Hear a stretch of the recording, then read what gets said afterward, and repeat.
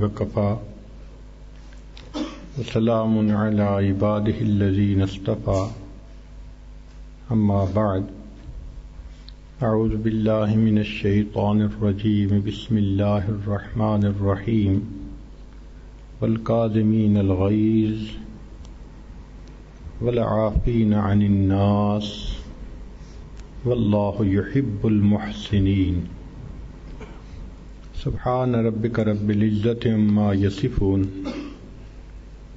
وسلام على المرسلين والحمد لله رب العالمين اللهم صل على سيدنا محمد وعلى آل سيدنا محمد وبارك وسلم اللهم صل على سيدنا محمد وعلى آل سيدنا محمد وبارك وسلم اللهم صل على سيدنا محمد وعلى آل سيدنا محمد وبارك وسلم. انسان جذبات اور احساس رکھنے والا دل رکھتا ہے. جب مل جل کر رہتا ہے تو کبھی اسے خوشی ملتی ہے، کبھی اسے نفرت ملتی ہے، کبھی اس کے اوپر محبت غالب آتی ہے، کبھی اس پر غصہ غالب آتا ہے. یہ انسان کی مختلف کیفیات ہیں. اس کی مثال یوں سوچئے کہ جیسے برتنوں کو ایک جگہ رکھا جائے تو وہ کھٹکتے ہیں، آواز آتی ہے. اسی طرح انسان جب مل جل کر رہتے ہیں تو ان کے درمیان بھی بسا اوقات رنجشیں ہو جاتی ہیں. اس کی عام طور پر وجہ غفلت ہوتی ہے کہ ایک آدمی دوسرے کی توقعات کو پورا نہیں کرتا، اور جب توقعات ٹوٹتی ہیں تو انسان کو غصہ آتا ہے. جب توقع کے خلاف کوئی بات ہوتی ہے تو غصہ آتا ہے.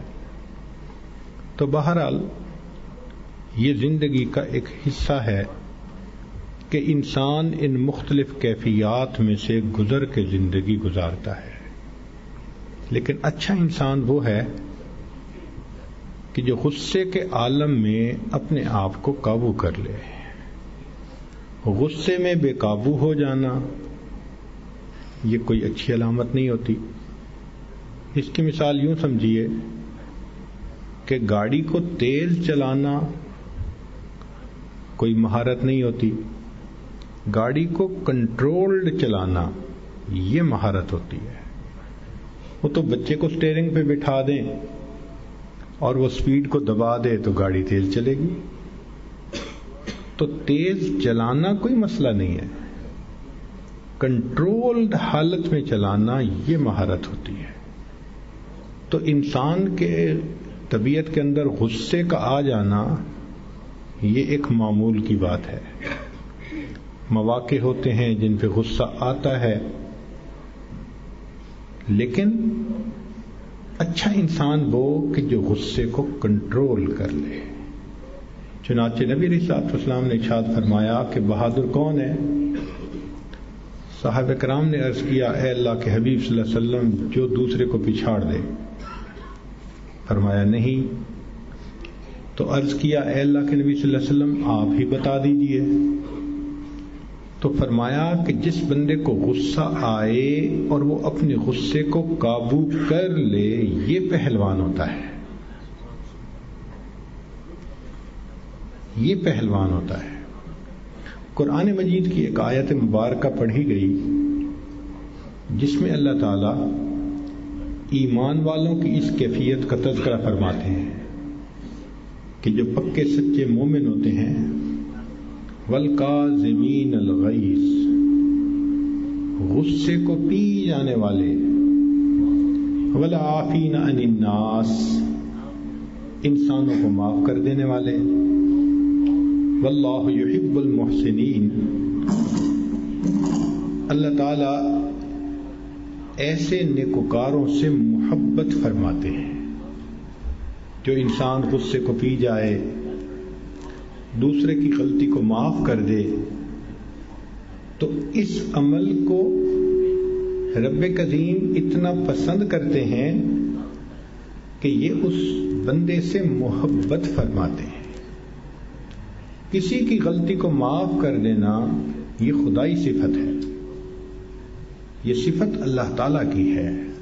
وہ عفو ہے، معاف کر دینے والا.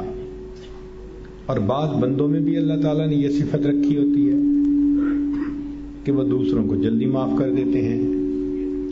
بعض لوگوں کے دل کے اندر غصہ بہت ہوتا ہے، وہ نہیں معاف کر سکتے، چنانچہ ان کے دل سے غصہ نکلتا ہی نہیں ہے. چنانچہ اس بات کو سیکھنا پڑتا ہے کہ انسان کس طرح دوسروں کو معاف کرنے کی صفت اپنے اندر پیدا کر لے. اس کی بنیاد یہ سمجھ لیجئے کہ اگر دل میں محبت ہو، شفقت ہو، رأفت و رحمت ہو تو معاف کرنا بڑا آسان ہوتا ہے. کیسے؟ چھوٹا بچہ ماں کو تھپڑ مارتا ہے اور ماں اس بچے کا ہاتھ چوم لیتی ہے. اب مارا تو تھپڑ تھا، حق تو یہ بنتا تھا کہ ایک کے بدلے 2 لگائے جاتے، مگر چونکہ ماں کو محبت ہے اور وہ سمجھتی ہے کہ یہ چھوٹا سا ہے، نادان سا ہے، تو بچہ ماں کے تھپڑ بھی اگر مار دیتا ہے تو ماں محبت میں اس کے ہاتھ کو چوم لیتی ہے. تو جہاں محبت ہوگی وہاں دل معاف جلدی کرے گا. تو ہمارے اندر محبت نہیں ہوتی مخلوق کے ساتھ، اللہ کی مخلوق کے ساتھ شفقت نہیں ہوتی. اس شفقت اور محبت کے نہ ہونے کی وجہ سے ہمارے دل سے غصے نہیں نکلتے، اور ہمارا دل چاہتا ہے کہ بس یہ بندہ تو روئے زمین سے زیر زمین نیچے چلا جائے، کچا کھا جائیں، اینٹ کا جواب پتھر سے دیں.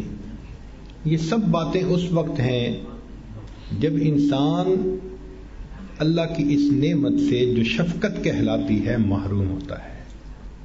جس کو اللہ تعالیٰ یہ عطا کر دیں وہ بندہ دوسرے کی غلطی کو جلدی معاف کر دیتا ہے، سمجھتا ہے کہ انسان ہے، غلطی کر جاتا ہے، تو اگر اس نے معافی مانگ لی تو بھائی معافی دینی چاہیے اس کو. چنانچہ اللہ کے پیارے حبیب صلی اللہ علیہ وسلم کی مبارک زندگی کو دیکھیے کہ آپ اتنا زیادہ معاف کرنے والے تھے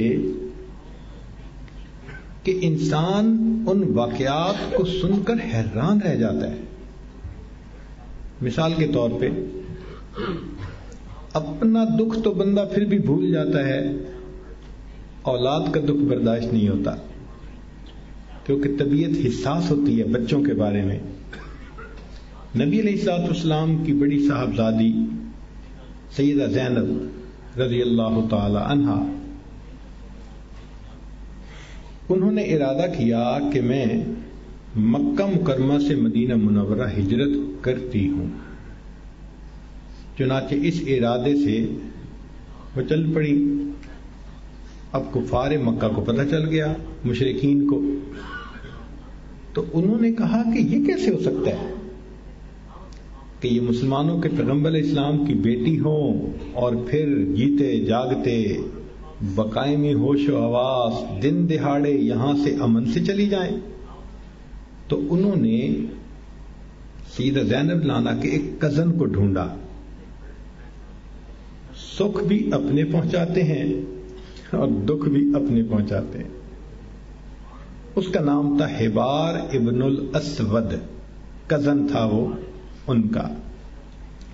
اس کو غیرت دلائی، دیکھو یہ تمہارے معبودوں کو برا کہنے والے لوگ، ان کی بیٹی یہاں سے چلی جا رہی ہے. اور ابو سفیان نے اس میں زیادہ پارٹ پلے کیا. چنانچہ حبار کو غصہ آ گیا، وہ طاق میں رہا کہ یہ کب نکلتی ہے. جب سیدہ زینب رضی اللہ تعالیٰ عنہا مکہ مکرمہ سے باہر نکلی تو وہ آیا پیچھے سے اور ان کی جو اونٹنی تھی، سواری تھی، پیچھے سے اس کو آ کے نیزہ مارا. اب ایک سواری چل رہی ہو، اچانک اس کو جو وار پڑے تو وہ تو بدکتی ہے، تو وہ اونٹ ایسے بدکا کہ سیدہ زینب رضی اللہ تعالی عنہا نیچے چٹان کے اوپر آ کر گر گئے. اب سخت چٹان کے اوپر گرنے سے ان کی ریڑھ کی ہڈی کے اندر چوٹ آئی اور زخم ہو گیا. اور اللہ کی شان کہ وہ اس وقت امید سے بھی تھیں. یہ اتنی سخت چوٹ تھی کہ مسکیریج ہو گیا. آپ اندازہ کر سکتے ہیں کہ عورت کو کتنی تکلیف ہو سکتی ہے کہ جس کا حمل ضائع ہو جائے. خیر، اس پر ابو سفیان نے کہا کہ بھئی دیکھو، ہم اس طرح تو تمہیں نہیں جانے دیتے، تم واپس جاؤ مکہ مکرمہ. چند دنوں کے بعد بس خاموشی سے چھپ کے نکل جانا، ہم کہہ دیں گے چلو ہم نے تو روکا تھا نا، تو ہم پھر تمہیں جانے کا موقع دے دیں گے. سیدہ زینب رضی اللہ تعالیٰ عنہ واپس آ گئی. کچھ دن رہیں مگر بیمار، تکلیف میں تھیں. بالآخر کچھ دنوں کے بعد ان کے دیور کنانا، انہوں نے ان کے خاوند کے کہنے پر سواری پہ بٹھایا اور ان کو مکہ مکرمہ سے باہر ذرا دور ایک جگہ تھی وہاں پر چھوڑ دیا. نبی علیہ الصلوۃ والسلام نے کچھ صحابہ کو بھیجا تھا کہ اس کو لے کے آئیے. جب انہوں نے ریسیو کر لیا تو سیدہ زینب رضی اللہ تعالی عنہا اپنے گھر پہنچ گئیں. پھر اللہ نے رحمت کی کہ ان کے خاوند ابو العاص جو تھے انہوں نے بھی اسلام قبول کر لیا اور وہ بھی ہجرت کر کے مدینہ آ گئے. انہوں نے باقی زندگی نبی علیہ السلام کی خدمت میں گزاری. مگر سیدہ زینب رضی اللہ تعالی عنہا کا وہ زخم ٹھیک نہیں ہوتا تھا. تھوڑے تھوڑے عرصے بعد وہ ہرا ہو جاتا، تکلیف زیادہ ہو جاتی، اور اسی تکلیف کے حالت میں بالآخر وہ زخم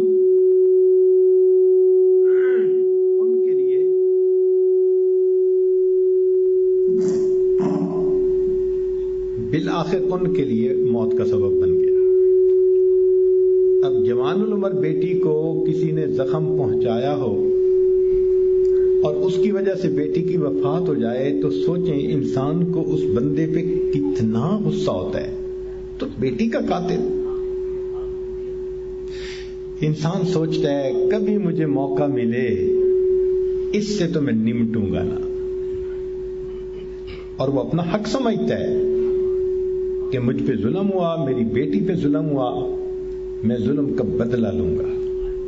اللہ کی شان دیکھیے، جب مکہ فتح ہوتا ہے تو حبار ابن الاسود کو اندازہ تھا کہ میں نے کیا کیا ہوا ہے. اس نے سوچا کہ میں ایران بھاگتا ہوں تاکہ میں بچ جاؤں. تو کسی نے کہا کہ ایک مرتبہ جا کے ایکسکیوز تو کر لو. حبار ابن الاسود آتا ہے اور معافی مانگتا ہے. اللہ کے حبیب صلی اللہ علیہ وسلم اتنا بڑا اس کا کیا ہوا ظلم اسی وقت اس کو معاف فرما دیتے ہیں.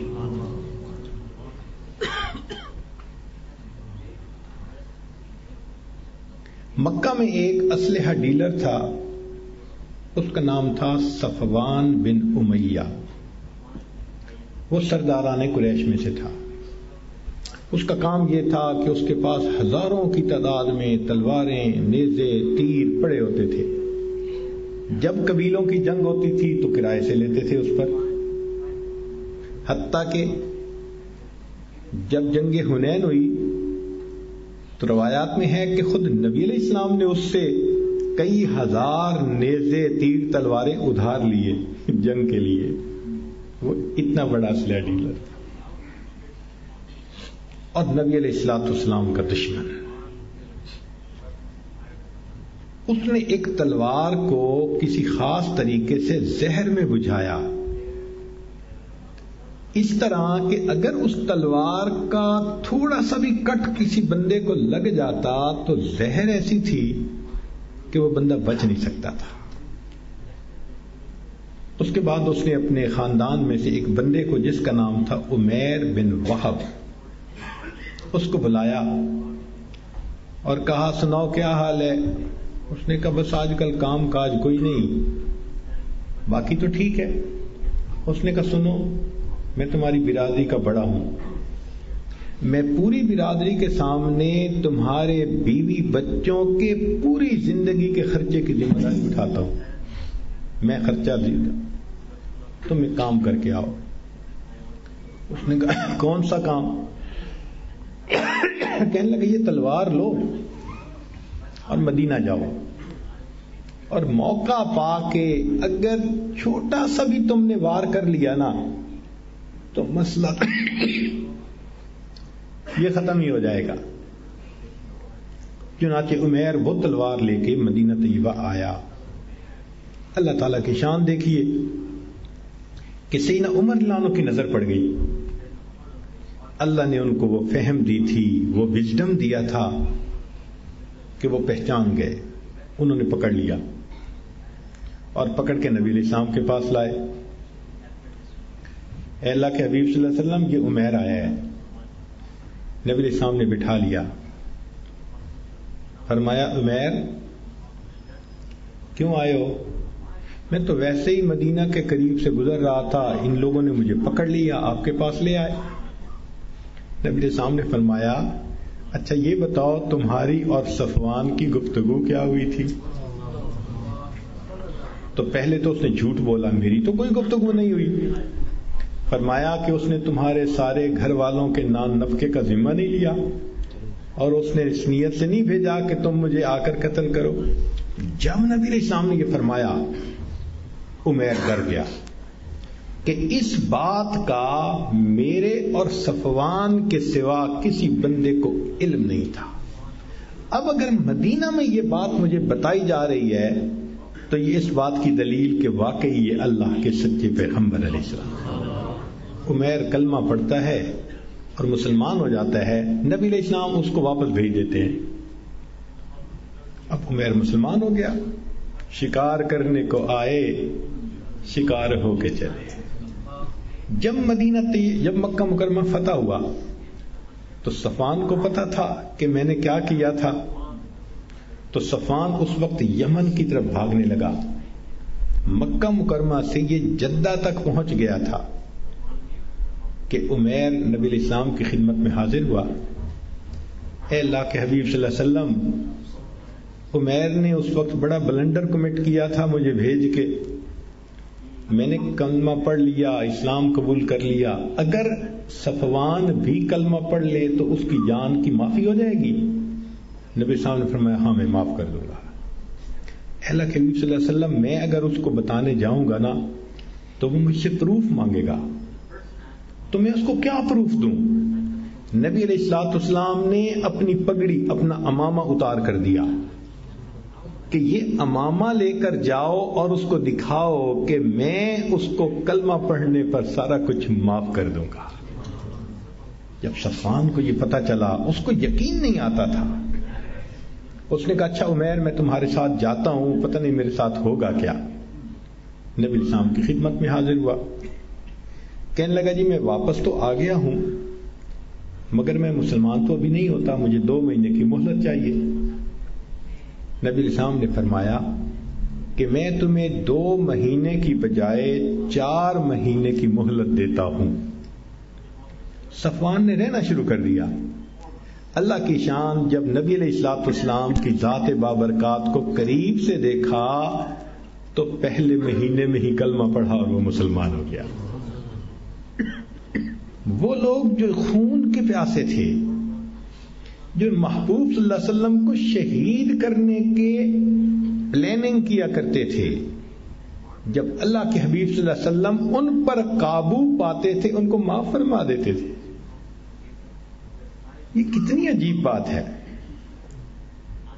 چنانچہ فتح خیبر کے وقت ایک یہودی عورت نے نبی علیہ الصلوۃ والسلام کو گوشت میں زہر ملا کر دی تھی اور آپ صلی اللہ علیہ وسلم کی پردہ فرمانے سے پہلے اسی زہر کا اثر زیادہ ہو گیا تھا جو آپ صلی اللہ علیہ وسلم کے اس دنیا سے پردہ فرمانے کا ذریعہ بن گیا. اللہ کے حبیب صلی اللہ علیہ وسلم کو پتہ چلا فلاں عورت ہے, اس نے معافی مانگی, نبی علیہ الصلوۃ والسلام نے اس زہر کھلانے والی عورت کو بھی معاف فرما دیا. نجد کے غزوہ سے نبی علیہ السلام واپس تشریف لا رہے ہیں, ایک جگہ آ کر رکے, سونا تھا. اللہ کے حبیب صلی اللہ علیہ وسلم نے اپنی تلوار ایک درخت کی شاخ کے ساتھ لٹکا دی, آرام فرمانے لگے. ایک بدو ادھر سے گزرا, اس نے سوچا بھئی تلوار بھی لٹک رہی ہے اور سوئے ہوئے بھی ہیں, تو اس سے بہتر موقع کب ملے گا. چنانچہ اس نے تلوار اپنے ہاتھ میں لے لی. جب تلوار ہاتھ میں لی تو محبوب صلی اللہ علیہ وسلم بیدار ہوئے. اس نے دیکھا کہ بیدار ہو گئے تو کہتے ہیں میں یعصمک منی یا محمد, اے محمد صلی اللہ علیہ وسلم آپ کو اب مجھ سے کون بچا سکتا ہے. اللہ کے حبیب صلی اللہ علیہ وسلم نے فرمایا اللہ. اس لفظ میں ایسی توجہ تھی, ایسی تاثیر تھی, ایسی جاذبیت تھی کہ اس کو سن کے اس پر رعب طاری ہوا اور وہ کانپنے لگا حتیٰ کہ تلوار نیچے گر گئی. روایت میں ہے کہ نبی علیہ السلام نے تلوار کو پکڑ لیا, فرمایا من یعصمک منی, تمہیں کون مجھ سے بچائے گا. اب لگا منتیں کرنے, آپ سخی معاف کرنے والے, آپ کے والد سخی, آپ تو سخیوں کے خاندان میں سے ہیں, پلیز مجھے معاف کر دیں. اللہ کے حبیب صلی اللہ علیہ وسلم نے اس بندے کو اسی وقت معاف فرما دیا. ہم تو کسی کا لفظ معاف نہیں نہ کرتے, کسی کی کوئی بات معاف نہیں نہ کرتے, فکرہ معاف نہیں کرتے. اللہ کے حبیب صلی اللہ علیہ وسلم جان کے دشمن کو معاف فرما رہے. چنانچہ جب نبی علیہ السلام کے پاس طائف کے لوگ آئے کہ جی آپ ہمیں معاف کر دیں, تو نبی علیہ السلام نے معاف فرما دیا. معاف تو فرما دیا, لیکن سیدہ عائشہ رضی اللہ عنہا نے پوچھا اے اللہ کے حبیب صلی اللہ علیہ وسلم آپ کی زندگی میں سب سے زیادہ اذیت والے دن کون سے گزرے ہیں. تو نبی علیہ السلام نے فرمایا عائشہ مجھے طائف میں جو پتھر مارے گئے تھے اور وہاں کے لڑکوں نے جو مجھے شہر سے نکالنے کے لیے دھکے دیے تھے اور میرے نالین مبارک میرے خون سے بھر گئے تھے, مجھے اتنی اس وقت اذیت پہنچی تھی عائشہ 9 سال گزر گئے ہیں, میں ابھی تک اس کی تکلیف کو نہیں بھولا. 9 سال گزر گئے ہیں. اب 9 سال جو بندے کو تکلیف نہ بھولے وہ کیسی تکلیف ہوگی.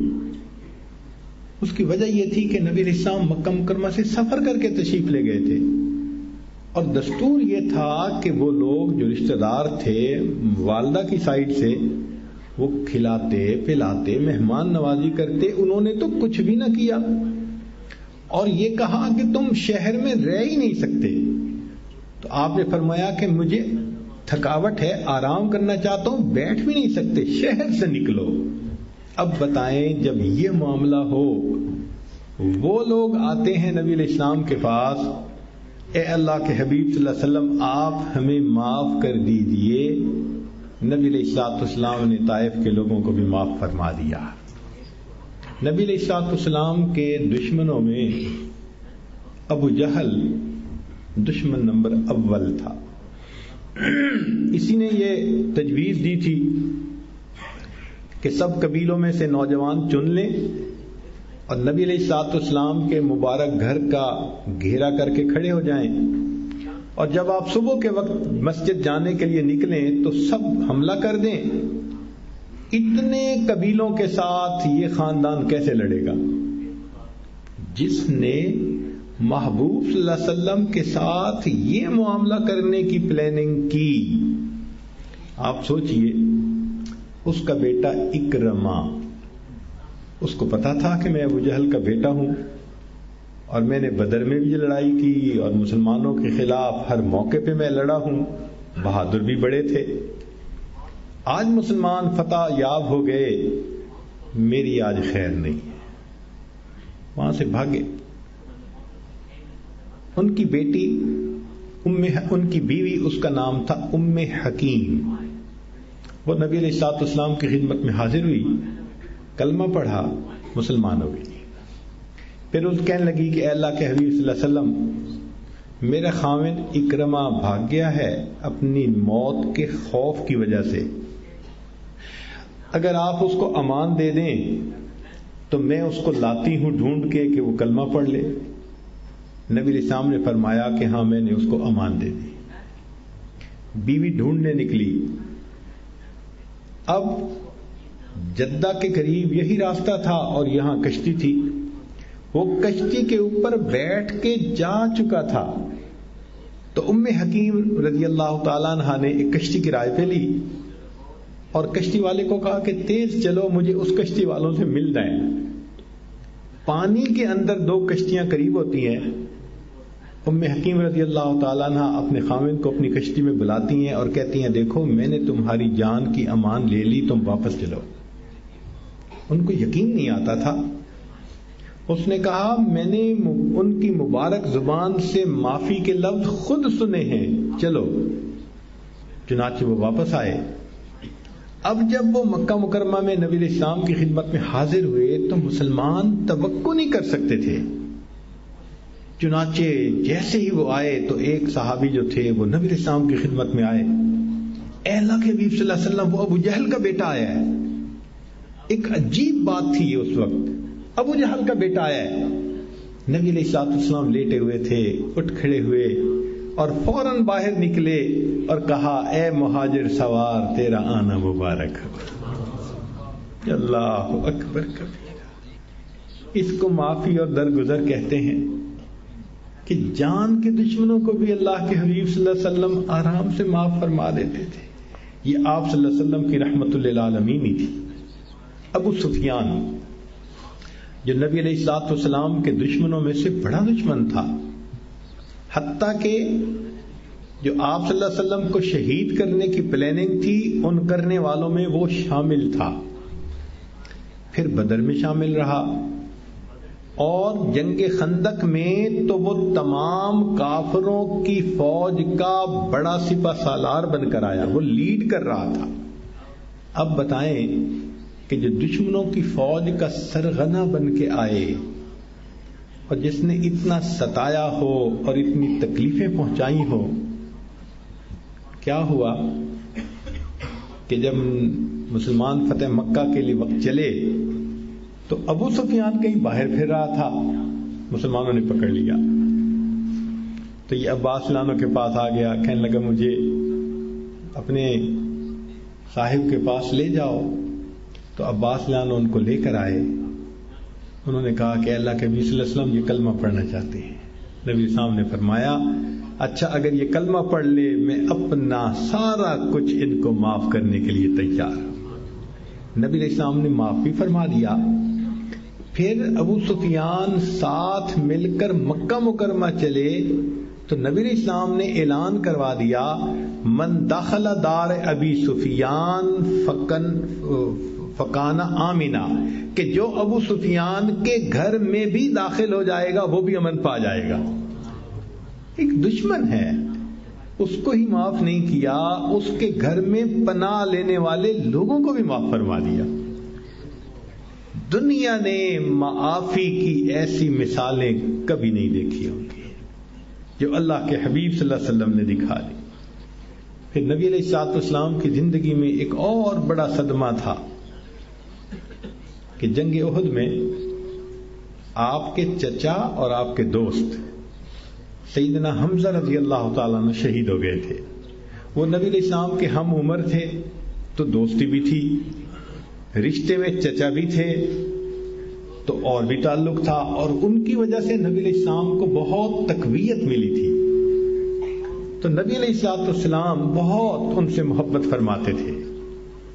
اللہ کی شان کہ وحشی ایک حبشی تھا، ہندا نے اپنے والد کا بدلہ لینے کی خاطر اس کو بلایا اور کہا کہ اگر تم اس بندے کو مارو گے انعام بھی دوں گی، آزاد بھی کر دوں گی۔ اب یہ بندہ اپنے نیزے کے نشانے میں بڑا مشہور تھا، کہتے ہیں کہ یہ اگر 100 مرتبہ بھی نیزہ پھینکتا تھا تو 1 مرتبہ بھی نشانہ قضا نہیں ہوتا تھا، اتنا نشانہ تھا اس کا۔ چنانچہ ہندا نے وعدہ کر لیا کہ اس جنگ میں تجھے اور کچھ نہیں کرنا، حمزہ رضی اللہ عنہ پہ حملہ کرنا ہے۔ چنانچہ کیا ہوا، جنگ شروع ہوئی، سیدنا حمزہ رضی اللہ تعالیٰ عنہ حصہ لے رہے ہیں اور یہ چھپتا چھپاتا اپنا نیزہ لے کے حمزہ رضی اللہ عنہ کے پیچھے ہے، کیونکہ اس نے تو ٹارگٹ کرنا تھا۔ اور وہی ہوا کہ اس نے ایک نیزہ مارا جو حمزہ رضی اللہ عنہ کے سینے میں پیٹ میں آ کے جہنت، اور اسی نیزہ کے لگنے کی وجہ سے آپ کی شہادت ہو گئی۔ ان کی شہادت نبی علیہ السلام کے لیے اتنا بڑا صدمہ تھا کہ محبوب صلی اللہ علیہ وسلم نے فرمایا اگر میت کے اوپر بین کرنے کی اجازت ہوتی تو میں عورتوں کو کہتا میرے چچا کی میت پر بین کرے۔ اتنا تو صدمہ تھا نا، اتنا صدمہ۔ پھر ہوا کیا تھا کہ جب ان کو شہید کیا تو ہندا خود گئی تھی، اور ہندا نے جا کے ان کی آنکھیں نکالی، ان کے کان کاٹے، ان کا چیر کے سینہ دل نکالا اور ان کے دل کو دانتوں سے چبایا۔ لاش پہچانی نہیں جاتی تھی۔ جب نبی علیہ السلام نے دیکھا اتنا دکھ ہوا کہ کوئی حد نہیں، مگر اللہ کے حبیب صلی اللہ علیہ وسلم نے صبر فرمایا اور ان کو سید الشہداء کا خطاب دیا۔ وہ چچا کا قاتل اور وہ عورت جو چچا کے دل کو چباتی ہے، جب نبی علیہ السلام نے مکہ مکرمہ کو فتح کیا، وہ ہندا آئی اور وہ تو پردے میں تھی، برقعے میں تھی، چادر میں جیسے عورتیں ہوتی تھیں اس وقت، اور اس نے چادر کے اندر سے اونچی آواز سے کلمہ پڑھ دیا۔ نبی علیہ السلام نے سنا، فرمایا ہندا تو نے کلمہ پڑھ لیا، ٹھیک ہے میں تجھے معاف کرتا ہوں۔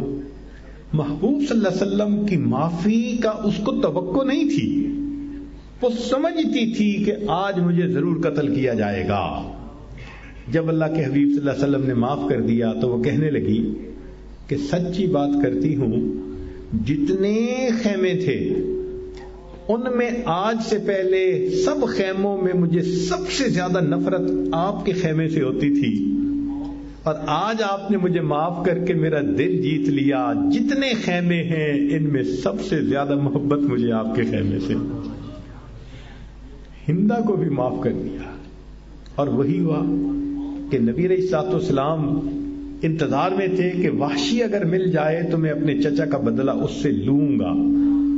اور اللہ کی شان دیکھیے کہ وہ وحشی رضی اللہ عنہ وہ جانتے تھے نبی علیہ السلام کی معافی دینے کو، وہ چھپ کے آئے پیچھے سے اور پیٹھ کے پیچھے سے آ کے پہلے کلمہ پڑھا اور سامنے آئے۔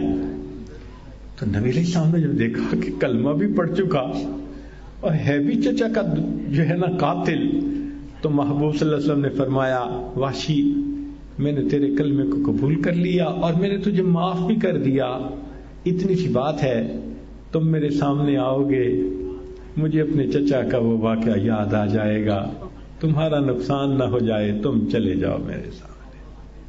اللہ کے حبیب صلی اللہ علیہ وسلم نے وحشی کو بھی معاف فرما دیا۔ اللہ اکبر کبیرہ۔ جس دن مکہ فتح ہوا تو مکہ کی چابی تھی عثمان بن طلحہ کے پاس۔ نبی علیہ السلام نے پیغام بھیجا کہ بھائی مجھے بیت اللہ کی چابی لا کے دو۔ چابی آ گئی۔ اللہ کے حبیب صلی اللہ علیہ وسلم نے بیت اللہ کا دروازہ کھلوایا، اندر تشریف لے گئے اور اندر جا کر نفل پڑھے، دعا مانگی۔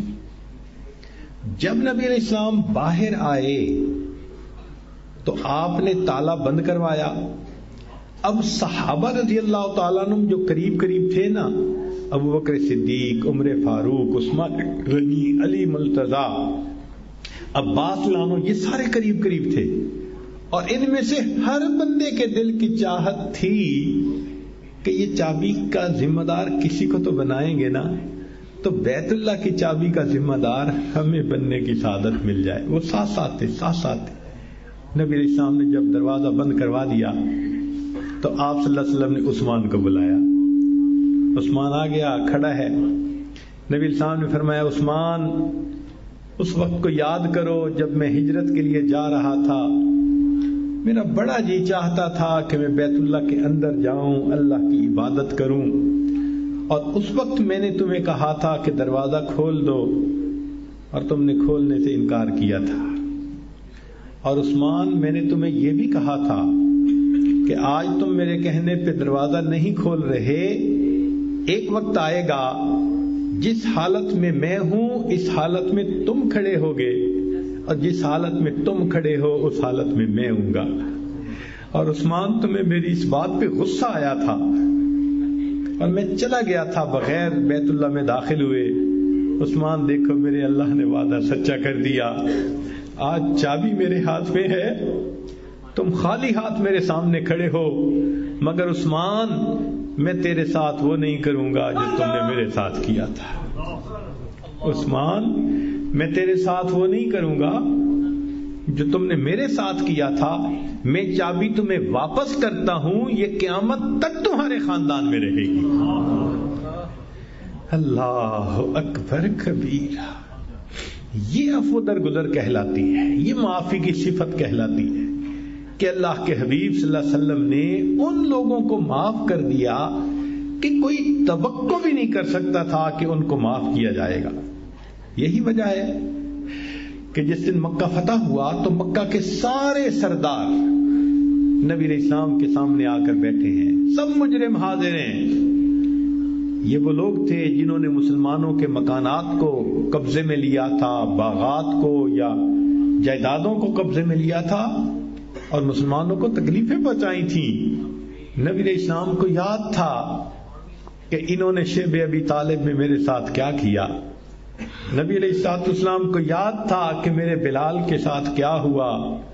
محبوب صلی اللہ علیہ وسلم کو یاد تھا کہ خباب کے اوپر چٹان کیسے رکھی جاتی تھی، داغ ان کو کیسے لگائے جاتے تھے۔ نبی علیہ السلام کو یاد تھا کہ ابو جندل اللہ عنہ کے ساتھ کیا ہوا، زنیرہ رضی اللہ عنہ کے ساتھ کیا ہوا، سمیہ رضی اللہ عنہ کے ساتھ کیا ہوا، سب باتیں یاد تھیں، مگر نبی علیہ السلام نے مکہ کے ان لوگوں سے بدلہ لینے کی بات نہیں کی۔ یہ پوچھا بتاؤ تم کیا چاہتے ہو؟ انہوں نے کہا کہ ایک کریم جو دوسروں کے ساتھ سلوک کرتا ہے ہم آپ سے اسی کی توقع کرتے ہیں۔ تو نبی علیہ السلام نے فرمایا اچھا، یوسف علیہ السلام کریم تھے، انہوں نے اپنے بھائیوں کی غلطیوں کو معاف کر دیا تھا۔ جو لفظ یوسف علیہ السلام نے کہے تھے لا تثریب علیکم اليوم، آج میں وہی لفظ تمہیں کہہ کے تمہاری سب غلطیوں کو معاف کر دیتا ہوں۔ تاریخ انسانیت نے معافی کا ایسا منظر کبھی نہیں دیکھا ہوگا جو اللہ کے حبیب صلی اللہ علیہ وسلم نے فرمایا۔ تو نبی علیہ السلام نے تعلیم دی کہ دیکھو دوسرا بندہ غلطی کر سکتا ہے، مگر عظمت اس سے بدلہ لینے میں نہیں، عظمت اس کو معاف کر دینے میں ہوا کرتی ہے۔ آپ سوچئے کہ یہی تعلیم پھر آگے صحابہ میں چلتی رہی، چنانچہ صحابہ رضی اللہ تعالیٰ عنہ میں بھی معافی کی صفت بہت زیادہ تھی۔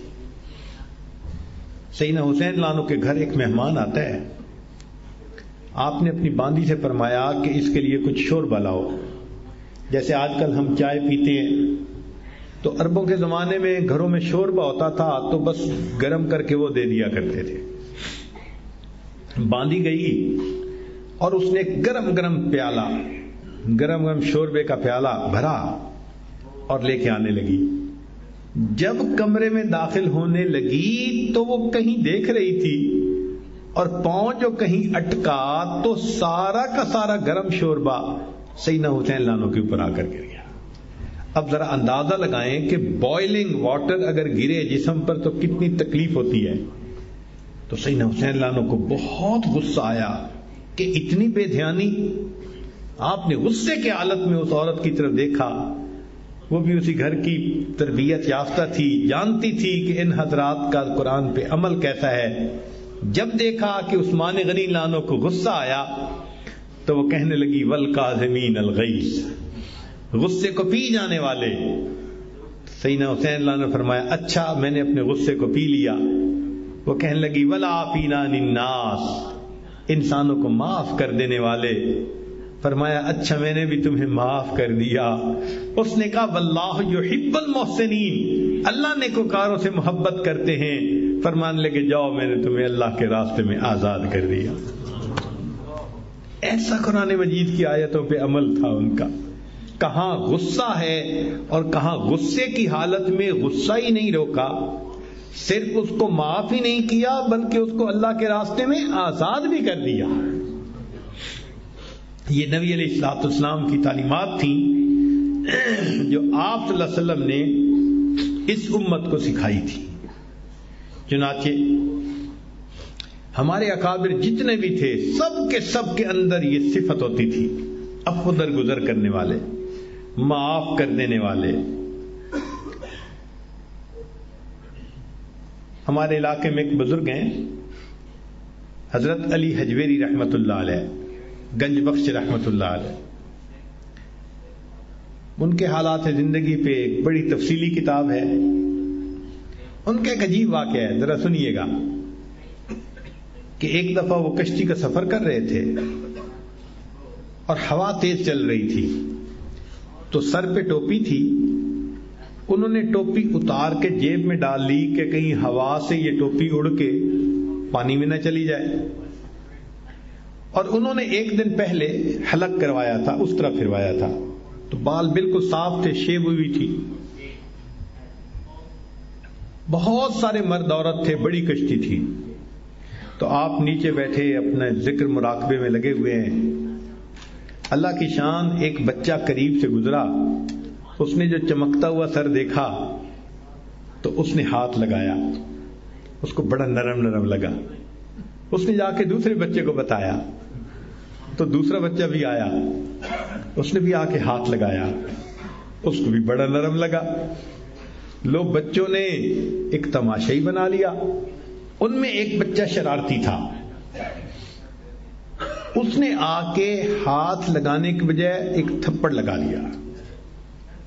سب لوگ دیکھ رہے ہیں، مرد عورتیں، اور ہنس رہے ہیں، اور اللہ کے یہ ولی بس بیٹھے اللہ کی یاد میں لگے ہوئے ہیں۔ اب یہ کہ ہر بچہ آتا تھپڑ لگاتا اور لوگ کہکا لگا کے ہنستے، اور یہ بزرگ اسی طرح بیٹھے ہوئے تھے۔ جب انہوں نے خوب ستایا، تو جب اللہ والوں کو کوئی ستاتا ہے تو پھر اللہ رب العزت کو جلال آ جاتا ہے۔ تو رب کریم نے الہام فرمایا علی حجویری اتنا ظرف تیرا کہ یہ اس طرح تمہیں ہیوملیٹ کر رہے ہیں اور تو آرام سے بیٹھا میری یاد میں لگا ہوا ہے۔ اگر تو کہے تو میں اس کشتی کو ابھی الٹ دیتا ہوں تاکہ یہ سارے ہی پانی میں غرق ہو جائیں۔ اگر تو کہے تو میں اس کشتی کو ابھی الٹ دیتا ہوں۔ جب یہ الہام ہوا تو علی حجویری رحمۃ اللہ علیہ نے اسی وقت دعا مانگی، اے اللہ اگر کشتی الٹنی ہی ہے ان سب لوگوں کے دلوں کی کشتی کو الٹ دیجیے۔ دعا قبول ہو گئی۔ کہتے ہیں کہ کشتی میں جتنے مرد عورت سوار تھے ان میں کسی کو موت نہیں آئی، اللہ نے موت سے پہلے اس کو ولایت عطا فرما دی۔ کرنے والے کیا کر رہے تھے؟ اور الہام ہوتا ہے کہ آپ کہیں تو ہم کشتی کو ڈبو دیں۔ فرمایا اللہ جب کشتی ہی الٹنی ہے تو پھر ان کے دلوں کی کشتی کو کیوں نہیں الٹ دیتے؟ یہ اللہ والوں کی صفات ہوتی ہیں کہ وہ دوسروں کی غلطی کوتاہیوں کو اتنا جلدی معاف کر دینے والے ہوتے ہیں۔ چنانچہ ہمارے ایک بزرگ تھے، وہ کسی جگہ بیان کے لیے گئے۔ بیان کے لیے گئے تو وہاں کسی نے پرچی بھیجی اور کہا کہ 3 باتیں لکھیں۔ پہلی بات لکھی کہ تم کافر ہو، اور دوسری بات لکھی تم حرام زادے ہو، اور تیسری بات لکھی کہ سنبھل کے بات کرنا.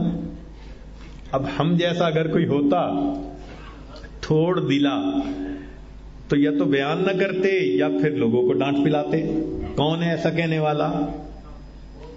وہ اتنے کھرے لوگ تھے، مجمع کے سامنے پرچی پڑھ دی اور فرمایا کہ دیکھو بھائی لکھا ہے کسی نے کہ تم کافر ہو، تو بھائی سارا مجمع گواہ رہے، میں کلمہ پڑھ کے مسلمان ہو رہا ہوں، لا الہ الا اللہ محمد الرسول.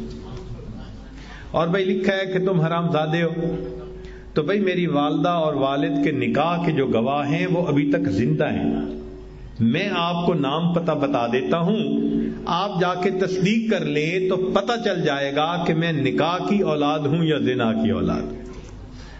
اور تیسری بات فرمائی کہ لکھا ہے کہ سنبھل کے بات کرنا. تو بھئی میں چندہ تو مانگنے آیا نہیں، میں تو دین کی بات کرنے آیا ہوں، جو کھری بات ہوگی میں آپ لوگوں کے سامنے کر دوں گا. پھر حضرت نے اپنی تقریر شروع فرما دی.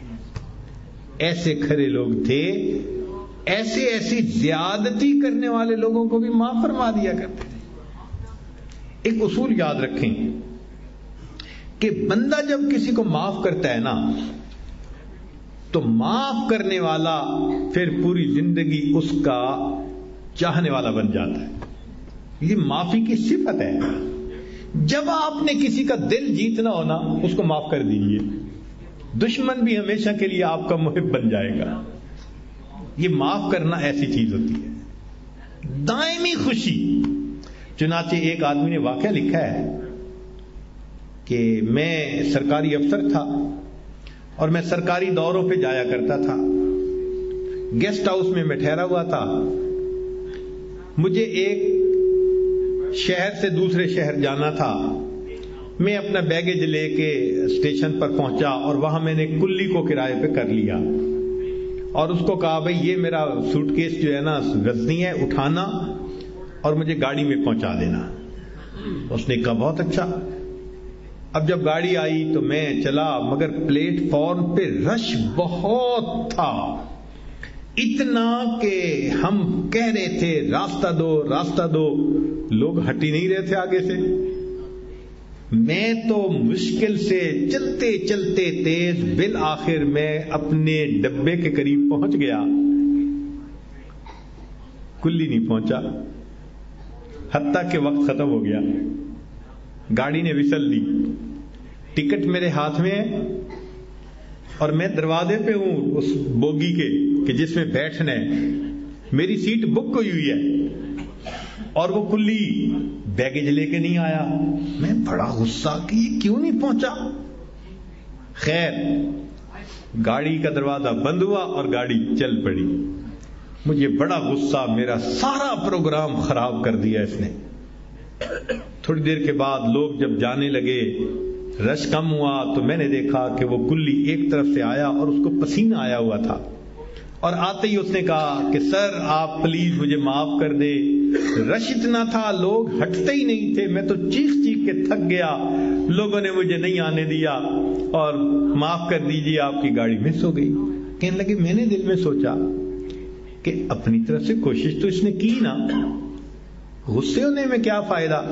میں نے اس کو کہا کہ اچھا کوئی بات نہیں، میں آج کی بجائے کل چلا جاؤں گا، مجھے تمہارے اوپر کوئی ناراضگی نہیں. کہتے ہیں وہ تو ایکسپیکٹ کر رہا تھا کہ اس کو گالیاں نکلیں گی. وہ جانتا تھا کہ میں کوئی بڑا افسر ہوں، وہ تو گالیوں کی توقع رکھتا تھا. جب میں نے آرام سے معاف کر دیا تو کہتے ہیں کہ اس کی آنکھوں میں ایک چمک آ گئی، چہرے پہ خوشی آ گئی. وہ مجھے کہنے لگا اچھا سر آپ نے جانے تو میں آپ کو آپ کی سواری تک یہ سوٹ کیس پھر پہنچا دیتا ہوں. اب اس نے سوٹ کیس اٹھایا، میرے پیچھے پیچھے چل رہا ہے، مجھے اس نے گاڑی میں بٹھایا، میں پھر گیسٹ ہاؤس آ گیا. اب اگلے دن جب میں گیا تو کہنے لگے کہ میں نے اسے دیکھا کہ وہ دروازے کے اوپر اسٹیشن کے انتظار میں کھڑا تھا. میں نے اس کو دیکھ کے کہا تم انتظار میں کیوں؟ صاحب کل مجھ سے غلطی ہو گئی تھی، آپ نے مجھے معاف کر دیا، میں نے آج اور کوئی کام نہیں کیا، میں صرف اس انتظار میں ہوں آپ کا سامان اٹھاؤں گا، میں گاڑی تک پہنچاؤں گا. کہنے لگے میں نے اسے گاڑی کا سامان دے دیا، اس نے اٹھایا اور پھر آ کر مجھے گاڑی کے پلیٹ فارم تک پہنچایا. میں نے کہا کہ اب چلے جاؤ. کہنے لگا نہیں، جب تک آپ گاڑی پہ سوار نہیں ہو جائے گے میں نہیں جاؤں گا۔ اس نے مجھے گاڑی پہ سوار کروایا۔ کہتے ہیں کہ پھر میں نے اسے کہا چلے جاؤ، وہ کہنے لگا نہیں، اور اس کی آنکھوں میں آنسو تھے کہ صاحب مجھ سے غلطی ہوئی، میری وجہ سے آپ کی ٹرین جو ہے وہ مس ہوئی اور آپ نے مجھے معاف کر دیا، میں کیسے آپ کو آج ایسے ہی جانے دوں۔ جب ٹرین کا دروازہ بند ہوا اس کی آنکھوں میں آنسو مجھے آج تک یاد ہیں۔ ٹرین کے مس ہونے کا تو غم ختم ہی ہو گیا، جب میں سوچتا ہوں سالوں بعد اب بھی مجھے اس کے آنسو بھری آنکھوں کو دیکھ کے خوشی ہوتی ہے، میں نے اللہ کے ایک بندے کا دل جیت لیا تھا۔ تو یہ جو ہوتا ہے نا کہ کسی کو معاف کر دینا، یہ حقیقت میں اس کا دل جیتنا ہوتا ہے۔ ہمارے علاقے میں ایک عجیب واقعہ پیش آیا، دیہات میں دو کزن تھے، لڑکا تھا دیہاتی تھا، نہ لکھا پڑھا، نہ کوئی ہنر اس کو، نہ کوئی اتنی شکل تھی نہ عقل تھی، اور جو کزن لڑکی تھی وہ چاند کی طرح خوبصورت حور پری تھی۔ والدین نے پرپوزل بھجوائی اور ان والدین نے لڑکی سے پوچھا اور لڑکی نے بھی رشتہ داری کی وجہ سے ہاں کر دی، تو رشتہ طے ہو گیا۔ اب جب شادی ہو گئی اور دونوں میاں بیوی اکٹھے ہوئے تو اس وقت بیوی کے دل میں خیال آیا کہ یہ اتنا بدصورت اور میں اتنی پری چہرہ، میں تو پھنس گئی۔ لو جی، شادی کے پہلے دوسرے دن دلہن کو گھر چھوڑ کے آتے ہیں اور پھر ہفتے 10 دن کے بعد وہ دلہن واپس آتی ہے۔ دوسرے دن وہ دلہن گھر آ گئی اور ہفتے کے بعد اس کا خاوند اس کو لینے کے لیے گیا۔ اب وہ لڑکی ماں باپ کو کہہ تو کچھ سکتی نہیں تھی کیونکہ اس نے خود خوشی سے ہاں کی تھی، نکاح ہوا تھا، مگر اندر اندر وہ سوچ رہی تھی کہ کس طرح میں اپنے غصے کا اظہار کروں، موقع نہیں مل رہا تھا۔ خیر لڑکے نے اس کے ماں باپ سے کہا کہ جی میں بیوی کو لینے آیا ہوں، اسے بھیج دیں۔ انہوں نے بھیج دیا۔ اب یہ میاں بیوی چلتے جا رہے ہیں، ایک جگہ پر کنواں تھا، وہاں پانی پینے کے لیے رکے تو خاوند جو ڈول سے پانی بھرنے لگا، اس لڑکی کے دل میں کیا شرارت آئی، شیطانیت آئی کہ اس نے پیچھے سے دھکا دے دیا، اور جب دھکا دے دیا تو وہ بندہ کنویں کے اندر۔ اس کو پتا تھا کہ تیرنا تو اس کو آتا نہیں، یہ ڈوب جائے گا، مر جائے گا، جان چھوٹ گئی میری۔ اب وہ جناب روتی دھوتی گھر آ گئی۔ آپ کو پتہ ہے کہ عورت جب مکر کرنا چاہے تو یہ مکر کی امام ہوتی ہے۔ اب وہ روتی دھوتی گھر آ گئی۔ والدین نے کہا کیا ہوا؟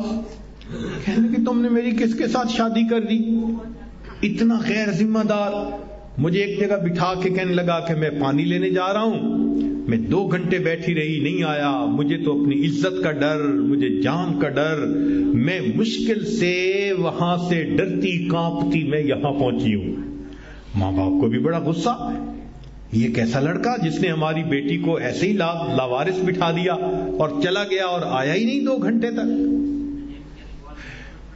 اب ادھر کا حال سنیے، بندہ جب گرا تو جان تو ہر کوئی بچاتا ہے، تو اس نے بھی اپنی جان بچانے کے لیے ہاتھ مارا۔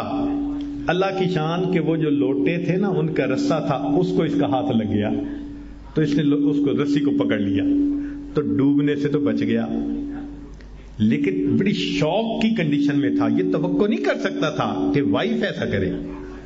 کافی دیر کے بعد یہ آرام آرام سے اترا، باہر آیا اور اپنے گیلے کپڑے اس نے خشک کیے، سوچا کیا کروں، کہنے لگا کہ میں جاتا ہوں اور بیوی کو گھر لے کے آتا ہوں۔ اس نے سوچا کہ میں اگر جا کر اس بیوی کے والدین کو صورتحال بتاؤں گا تو سوائے اس کے کہ میری بیوی کو ندامت ہوگی اور تو کچھ نہیں ہونا، تو میں بیوی کو کیوں ندامت لینے دوں۔ یہ خاموشی سے آیا، گھر آیا اور ان کے ماں باپ سے کہنے لگا کہ جی پلیز اس کو میرے ساتھ بھیجیں۔ پہلے تو انہوں نے اتنا ڈانٹا، گالیاں دیں، تو کیسا ہے، فلاں ہے، چپ کر کے سنتا رہا، کوئی بات اس نے نہیں کی۔ جب وہ خوب گالیاں نکال کے غصہ ٹھنڈا کر چکے نا، تو تھے تو آخر قریبی رشتہ دار، اس نے ساس کی بھی منت کی، بھیج دیں، آخر اس کو خامد کی، باپ کی بھی منت کی، تو انہوں نے بیٹی کو کہہ دیا کہ بیٹی چچا جاؤ اس کے ساتھ۔ اب بیوی چل پڑی۔ بیوی حیران تھی کہ یہ کتنا عظیم انسان ہے کہ میں نے اس کے ساتھ کیا کیا، اور اس نے حقیقت بتا کر ماں باپ کے سامنے مجھے شرمندہ نہیں کیا۔ اس کے بعد وہ بیوی آئی اور پوری زندگی اس نوجوان کی خدمت کرتے اس نے گزاری۔ یہ جو معاف کرنا ہوتا ہے نا، یہ تو دوسرے کا دل جیتنے والی بات ہوتی ہے۔ تو اس لیے ہم اس صفت کو اپنائیں۔ چنانچہ ہمارے بزرگوں نے لکھا ہے کہ 11 چیزوں سے 11 چیزیں قائم ہوتی ہیں۔ نکتے کی بات، انصاف سے حکومت قائم ہو جاتی ہے، پرہیزگاری سے صحت قائم ہوتی ہے، سخاوت سے دولت پکی ہو جاتی ہے، نیک چلنی سے انسان کی عزت اسٹیبلش ہو جاتی ہے، نیک اولاد سے انسان کو راحت یقیناً ملتی ہے، سچائی سے انسان کو کامیابی ملتی ہے، نفرت کا نتیجہ ہمیشہ دشمنی کی شکل میں نکلتا ہے، فضول خرچ انسان ہمیشہ قرضدار ہوتا ہے، اور جو سچ کا معاملہ کرنے والا ہو ہمیشہ اس کا اعتبار کیا جاتا ہے، اور جو معاف کر دینے والا ہو ہمیشہ اللہ اس کے دل کو خوشی عطا فرماتا ہے۔ تو معافی کے بدلے خوشی یقیناً ملتی ہے۔ جو بھی معاف کرے گا کسی کو، اللہ اس کے دل کو خوشی عطا فرمائے۔ تو معاف کر دینا اپنے دل کو خوش کرنا ہے۔ آج چھوٹی چھوٹی باتوں پہ آپ دیکھیں ہم دلوں میں رنجشیں رکھ لیتے ہیں، دلوں کو دیکھو تو کینے سے بھرے ہوئے، کسی شاید ہی آپ دل کو دیکھیں کہ جس میں کسی کے بارے میں کینہ نہ موجود ہو، اور کینہ بھی ہوتا ہے تو اپنوں کے بارے میں، جتنے قریبی اتنا کینہ دل میں زیادہ۔ انسان کو ایسا تو نہیں ہونا چاہیے۔ تو معاف کر دینے کی صفت ہونی چاہیے۔ ہاں اگر آپ دیکھیں کہ بھئی میرے اوپر لوگوں کا حسد زیادہ ہو گیا، فلاں ہو گیا، تو آپ کو اللہ نے قرآن پاک دیا، قرآن پاک کی صورتیں پڑھیے، اللہ آپ کا محافظ بن جائے گا۔ چنانچہ علامہ جلال الدین سیوطی رحمۃ اللہ نے ایک بات لکھی ہے جو آپ لوگوں کے لیے امید ہے کہ بہت فائدے مند بات ہوگی، خاص طور پہ علماء طلباء کے لیے، اور اس کے بعد آپ کو عملیات والوں کے پیچھے نہیں بھاگنا پڑے گا۔ ہوتا ہے نا یہ جادو اور ٹونا اور فلاں، اور ان کے پیچھے بھاگو، کوئی ضرورت نہیں۔ قرآن آیا ہی اسی لیے ہے کہ ہماری پریشانیوں کو دور کر دے۔ چنانچہ علامہ جلال الدین سیوطی رحمۃ اللہ فرماتے ہیں الفاتحۃ تمنع غضب الرب، کہ سورہ فاتحہ کی جو کثرت سے تلاوت کرتا ہے اللہ کے غصے سے اس کو حفاظت ہو جاتی ہے۔ یاسین تمنع عطش القیامہ، جو یاسین شریف روزانہ پڑھتا ہے اللہ تعالیٰ اس سورت کی برکت سے قیامت کے دن کی پیاس سے اس کی حفاظت فرماتے ہیں۔ الدخان تمنع من احوال القیامہ، سورہ دخان جو پڑھتا ہے اللہ تعالیٰ قیامت کے دن کے خوف سے اس کو امن عطا فرماتا ہے۔ الواقعۃ تمنع الفقر والفاقہ، جو سورہ واقعہ کی تلاوت کرتا ہے اللہ تعالیٰ رزق کی تنگی سے اس کی حفاظت فرماتے ہیں۔ الملک تمنع عذاب القبر، سورۃ الملک تبارک الذی بیدہ الملک، اس کو باقاعدگی کے ساتھ پڑھنا یہ قبر کے عذاب سے انسان کو بچا لیتی ہے۔ الکوثر تمنع خصومۃ الخصماء، سورہ کوثر کی جو کثرت کرے تو جو جھگڑا کرنے والے اس کے دشمن ہیں اللہ ان دشمنوں کی دشمنی سے محفوظ فرما لیتے ہیں۔ الکافرون تمنع الکفر عند النزاع، جو سورہ کافرون کو پڑھتا ہے کثرت کے ساتھ، اللہ تعالیٰ موت کے وقت کافر بننے سے حفاظت فرما دیتے ہیں۔ الاخلاص تمنع النفاق، جو سورہ اخلاص کی تلاوت کرتا ہے اللہ تعالیٰ اس کو نفاق سے بری فرما دیتے ہیں۔ الفلق تمنع حسد الحاسدین، سورہ فلق کی تلاوت زیادہ کرے گا تو اللہ حاسدوں کے حسد سے بچائیں گے۔ والناس تمنع الوساوس، اور جو انسان سورۃ الناس کی کثرت کرتا ہے اللہ شیطان کے وساوس سے اس کی حفاظت فرماتا ہے۔ اب اللہ کے حبیب صلی اللہ علیہ وسلم نے ہمیں یہ باتیں بتا دی تو ہمیں کس بات کی پریشانی؟ کوئی حسد کرتا ہے، کوئی دشمنی کرتا ہے، کوئی اپنے ہمیں نقصان پہنچانے کی کوشش کرتا ہے، دل میں یقین رکھیں نقصان پہنچانے سے بچانے والا زیادہ بڑا ہے۔ جب اللہ پہ توکل رکھیں گے تو اللہ حفاظت فرمائیں گے۔ اور اگر کوئی آپ کے ساتھ برائی کرے یا زیادتی کرے، آپ اللہ کے لیے معاف کر دیں، اللہ کے لیے معاف کر دیں۔ چنانچہ معافی کا ایک عجیب حدیث پاک ذرا سن لیجیے۔ نبی علیہ الصلوۃ والسلام نے ارشاد فرمایا کہ جو شخص دنیا میں دوسروں کی غلطی کو جتنا جلدی معاف کرنے والا ہوگا، اللہ قیامت کے دن اس کی غلطیوں کو اتنا جلدی معاف فرما دیں گے۔ جو شخص دنیا میں دوسروں کی غلطی کو جلدی معاف کرنے والا ہوگا، اللہ تعالیٰ قیامت کے دن اس کی غلطیوں کو اتنا جلدی معاف فرمائیں گے۔ اور دوسری حدیث پڑھ کے تو ڈر لگتا ہے۔ نبی علیہ السلام نے فرمایا کہ اگر کوئی بندہ دوسرے سے غلطی کی معافی مانگے اور فرمایا کہ اگلا کہے میں معاف نہیں کرتا، نبی علیہ السلام نے فرمایا یہ جو کہہ رہا ہے نا میں معاف نہیں کرتا، یہ قیامت کے دن میرے سامنے حوض کوثر پہ حاضر نہ ہو۔ یعنی دوسرے لفظوں میں اللہ کے حبیب صلی اللہ علیہ وسلم نے فرمایا میں اس بندے کی شکل نہیں دیکھنا چاہتا۔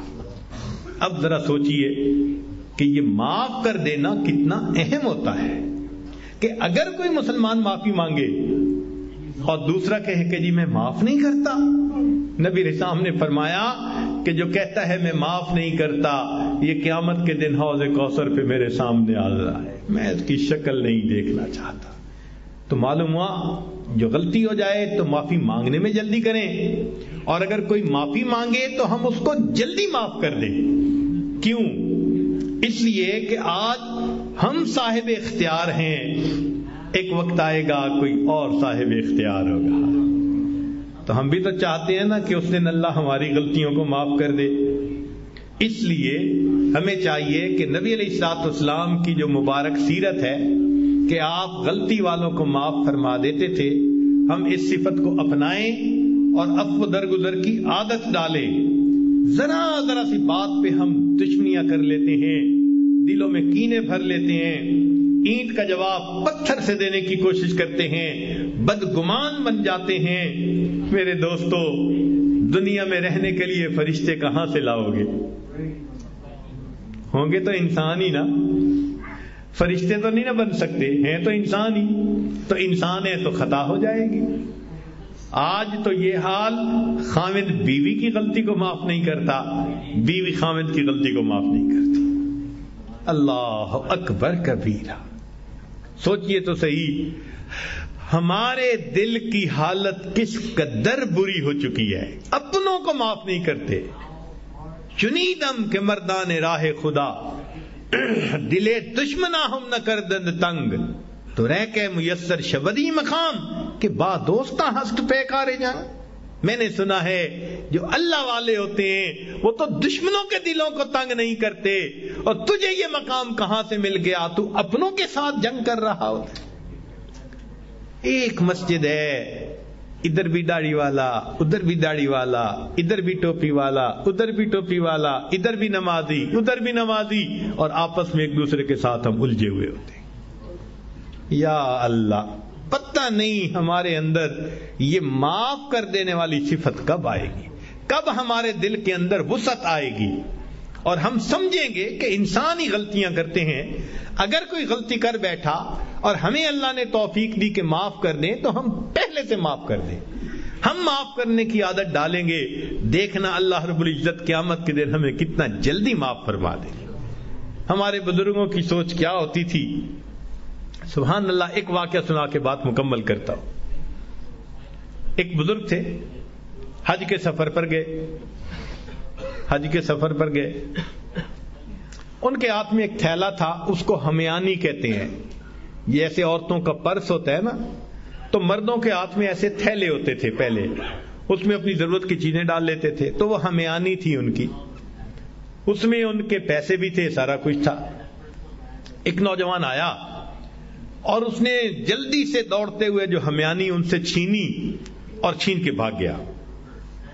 اب وہ بزرگ بڑے حیران کہ کوئی نوجوان میرے پیسے ہمیانی سب کچھ چھین کے بھاگ گیا. تھوڑی دیر انہوں نے دیکھا, پھر اپنے گھر کی طرف چل پڑے. اللہ کی شان کہ جس نے ہمیانی چھینی تھی نا, یہ تھوڑی دور آگے گیا تو اچانک جو اس کے کیفیت ہوئی تو اس کی آنکھوں کی بینائی چلی گئی. کئی دفعہ ہوتا ہے نا, بیٹھا ہوا آدمی اٹھے تو آنکھوں میں اندھیرا آ جاتا ہے, تو اس کی بھی ایسی حالت ہوئی کہ اس کی آنکھوں میں اندھیرا, بینائی چلی گئی. لو جی, اس نوجوان نے تو رونا شروع کر دیا. لوگوں نے پوچھا کیوں روتے ہو؟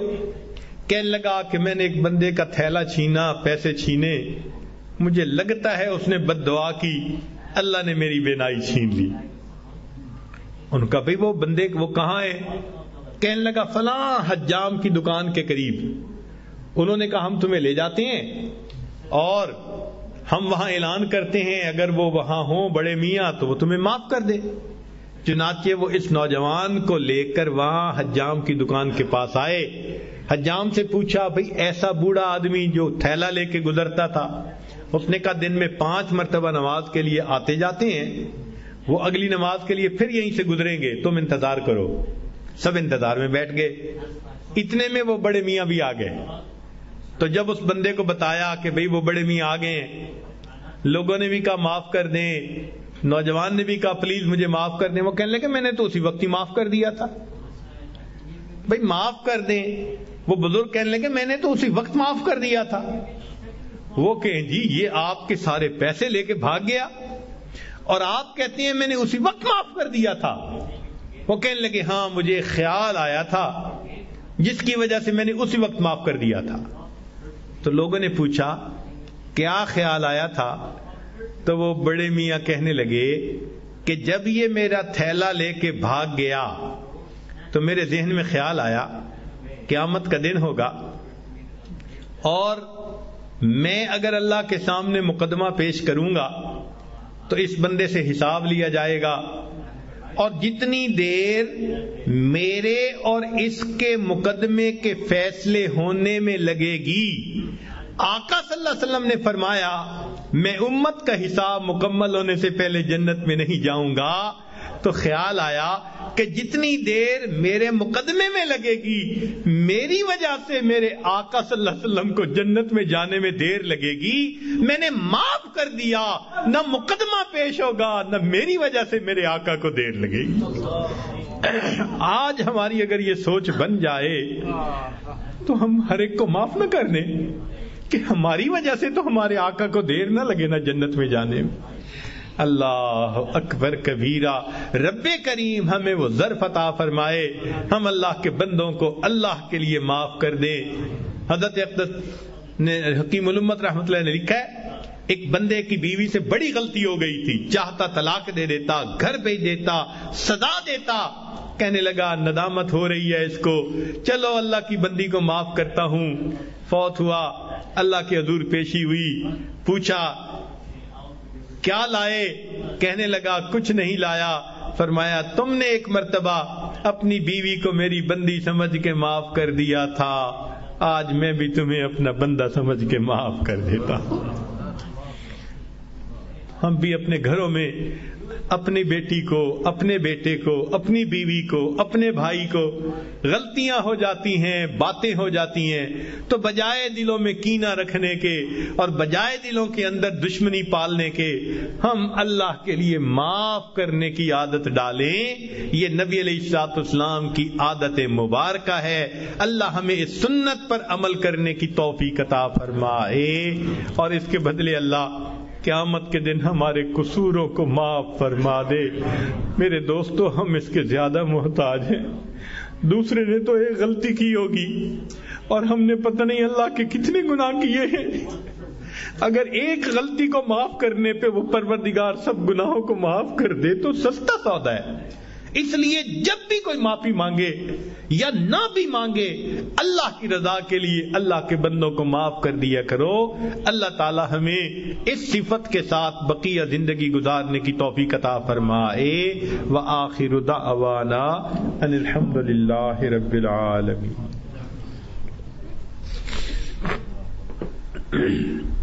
دعا سے پہلے بعض احباب کی طرف سے بتایا گیا کہ وہ بیعت کرنا چاہتے ہیں تو بطائب ہونا چاہتے ہیں۔ دل میں یہ نیت کر لیجئے کہ ہم اللہ رب العزت کی رضا کے لیے، نبی علیہ الصلوۃ والسلام کی اتباع کے لیے، اپنی اصلاح کے لیے اس وقت تو بطائب ہو رہے ہیں۔ یہ عاجز چند کلمات پڑھے گا، مرد بھی پڑھیں، اگر عورتوں تک آواز جا رہی ہے تو عورتیں بھی پڑھ لیں، وہ بھی اس توبہ کے عمل میں شریک ہوں گی۔ بسم اللہ الرحمن الرحیم۔ لا الہ الا اللہ محمد الرسول اللہ آمنت باللہ وملائکتہ وکتبہ ورسلہ والیوم الآخر والقدر خیرہ وشرہ من اللہ تعالی والبعث بعد الموت آمنت باللہ کما ہوا باسمائہ وصفاتہ وقبلت جمیع احکامہ اقرار باللسان وتصدیق بالقلب اشہد ان لا الہ الا اللہ واشہد ان محمدا عبدہ ورسولہ استغفر اللہ ربی من کل ذنب واتوب الیہ برحمتک یا ارحم الراحمین۔ چند معمولات سن لیجئے۔ 100 مرتبہ صبح شام استغفار پڑھ لیجئے، استغفر اللہ ربی من کل ذنب واتوب الیہ۔ 100 مرتبہ ہی درود شریف صبح شام پڑھیے، اللہم صلی علی سیدنا محمد وعلی آل سیدنا محمد وبارک وسلم۔ روزانہ قرآن مجید کی تلاوت کیجئے، ایک پارہ ہو تو بہت اچھا، مشکل ہو تو آدھا پارہ صحیح۔ چلتے پھرتے ہر وقت دل میں اللہ تعالیٰ کا دھیان، اس کو کہتے ہیں دست بکار دل بیار۔ ہاتھ کام کاج میں مشغول، دل اللہ تعالیٰ کی یاد میں مشغول۔ اور 5ویں چیز ہے مراقبہ، یعنی ذکر قلبی۔ طریقہ یہ ہے کہ جب آپ نماز پڑھ کے بیٹھا کریں تو تھوڑی دیر ساری دنیا کے خیالات سے ہٹ کٹ کے اللہ کی طرف لو لگا لیا کریں اور یہ سوچا کریں کہ اللہ رب العزت کی رحمت آ رہی ہے، دل میں سما رہی ہے، دل کی ظلمت اور سیاہی دور ہو رہی ہے، اور میرا دل اللہ اللہ اللہ، یہ میرا دل کہہ رہا ہے۔ بس تھوڑی دیر 15-20 منٹ روزانہ اس طرح بیٹھیں گے، اللہ تعالیٰ دل میں اپنی محبت عطا فرما دیں گے۔ پروردگار عالم ہمیں اپنی محبت عطا فرمائے۔ اب تھوڑی دیر کے لیے، چند منٹ کے لیے مراقبہ کر لیجئے تاکہ دعا کر لیں۔ آنکھوں کو بند کر لیجئے، سر کو جھکا لیجئے، دنیا اور جو کچھ دنیا میں ہے اس سے ہٹ کٹ کے اللہ رب العزت کی یاد میں ڈوب جائیے۔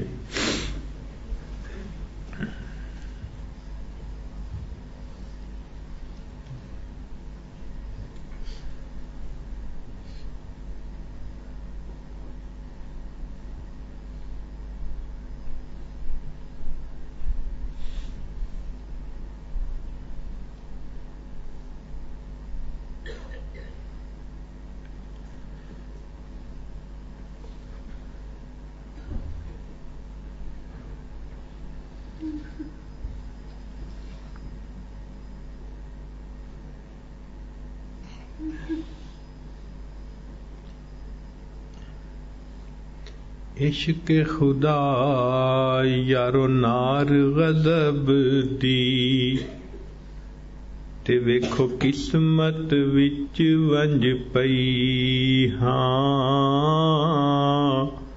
تے سڑ بھج گئی ہاں. عشق خدا یارو نار غضب دی تے ویکھو قسمت وچ ونج پئی ہاں تے سڑ بھج گئی ہاں. چولا برکا صبر دا میرے تے ہو گیا تھیاں تھیاں تے چپ کر گئی ہاں. عشق خدا یارو نار غضب دی تے ویکھو قسمت وچ ونج پئی ہاں تے سڑ بھج گئی ہاں. چولا برکا صبر دا میرے تے ہو گیا تھیاں تھیاں تے چپ کر گئی ہاں. ماں پیو ویر وی یاد نہ میں کوں تے اتے تانے دیوڑ سیاں تے سیندی رہی ہاں. ماں پیو ویر وی یاد نہ میں کوں تے اتے تانے دیوڑ سیاں تے سیندی رہی ہاں. غلام فریدا اے آکھ سجن نوں میں تاں در تیڈے تے پئی ہاں تے جے ہو جئی ہاں. غلام فریدا اے آکھ سجن نوں میں تاں در تیڈے تے پئی ہاں تے جے ہو جئی ہاں. اللہ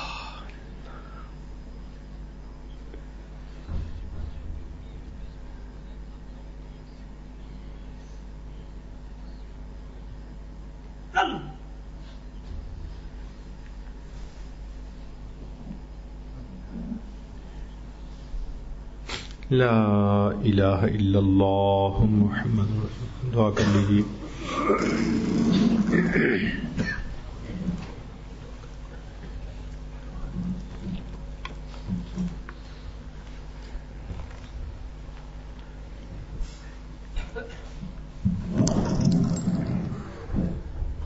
سبحان ربی العلی الوہاب. اللہم صلی علی سیدنا محمد وعلی آل سیدنا محمد وبارک وسلم. ربنا ظلمنا انفسنا وإن لم تغفر لنا وترحمنا لنکونن من الخاسرین.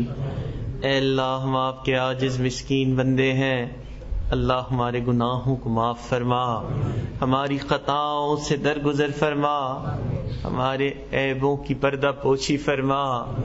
اللہ برے دن سے محفوظ فرما، اللہ بری رات سے محفوظ فرما، میرے مالک برے کاموں سے محفوظ فرما. اے اللہ ہمیں برے انجام سے محفوظ فرما. اللہ ہدایت ملنے کے بعد گمراہی سے محفوظ فرما. میرے مالک سیدھا رستہ ملنے کے بعد بھٹکنے سے محفوظ فرما. اللہ اپنا قرب حاصل ہو جانے کے بعد اپنی دوری سے محفوظ فرما. میرے مالک نعمتیں ملنے کے بعد نعمتوں کے چھن جانے سے محفوظ فرما. اللہ عزتیں ملنے کے بعد ذلت سے محفوظ فرما. اے اللہ در در کے دھکے کھانے سے محفوظ فرما. اے اللہ نفس و شیطان کے مکر و فریب سے محفوظ فرما. میرے مالک نفس و شیطان کے مکر و فریب سے محفوظ فرما. اے اللہ ہم نے جو بھی گناہ کیے میرے مالک ان گناہوں کو معاف فرما. اللہ جو گناہ دن میں کیے انہیں معاف فرما. اللہ جو گناہ راتوں میں کیے انہیں معاف فرما، اللہ جو گناہ چھپ کے کیے اے اللہ ان گناہوں کو بھی معاف فرما، اور اے اللہ جو گناہ محفلوں میں کیے اللہ ان گناہوں کو بھی معاف فرما۔ اے اللہ ہم گناہوں کی نجاست میں لتھڑے ہوئے ہیں، میرے مالک ہمارے حال پر رحم فرما۔ اے اللہ ماں جب اپنے بچے کو نجاست میں لتھڑا دیکھتی ہے وہ اس سے نفرت نہیں کرتی، اللہ اسے دھو لیتی ہے، اللہ سینے سے لگا لیتی ہے۔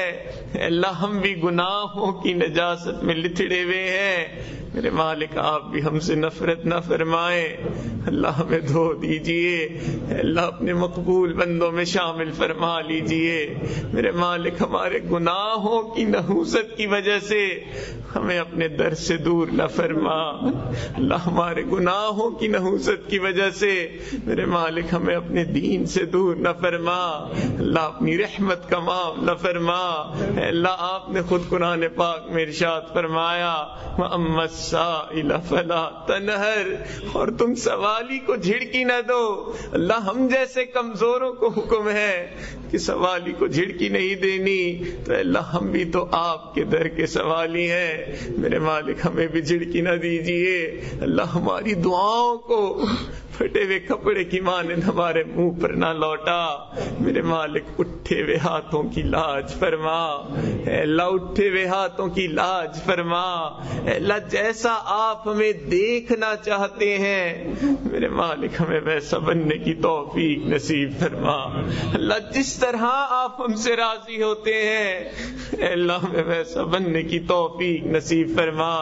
میرے مالک کرم کے فیصلے فرما، اے اللہ کرم کے فیصلے فرما، اے اللہ جو مانگا وہ بھی عطا فرما، جو مانگنا چاہیے تھا نہیں مانگ سکے میرے مالک وہ بھی عطا فرما۔ اے اللہ ہمارے دلوں کی ظلمت کو دور فرما، اے اللہ ہمارے سینوں کو اپنی محبت سے لبریز فرما، اللہ اپنے عشق کی آتش ہمارے سینوں میں پیدا فرما، اللہ ہمارے انگ انگ میں اپنی محبت پیدا فرما، اے اللہ ہڈی ہڈی بوٹی بوٹی میں اپنے ذکر کو جاری فرما، اے اللہ اپنے محبوب کی سچی محبت نصیب فرما، اللہ ان کی مبارک سنتوں پر عمل کی توفیق نصیب فرما، اے اللہ عفو درگزر والی زندگی نصیب فرما، میرے مالک اپنی رحمت کا معاملہ فرما، اللہ اپنے نیک بندوں کی سچی محبت نصیب فرما، اے اللہ نماز کی حضوری نصیب فرما، اے اللہ سجدے کا سرور نصیب فرما، میرے مالک رات کے آخری پہر کے مناجات کی لذت نصیب فرما۔ اللہ وہ تیرے کیسے بندے ہوتے ہیں رات کے آخری پہر میں تیرے سامنے ہاتھ پھیلاتے ہیں، تو انہیں غیروں کے سامنے ہاتھ پھیلانے سے روک دیتا ہے۔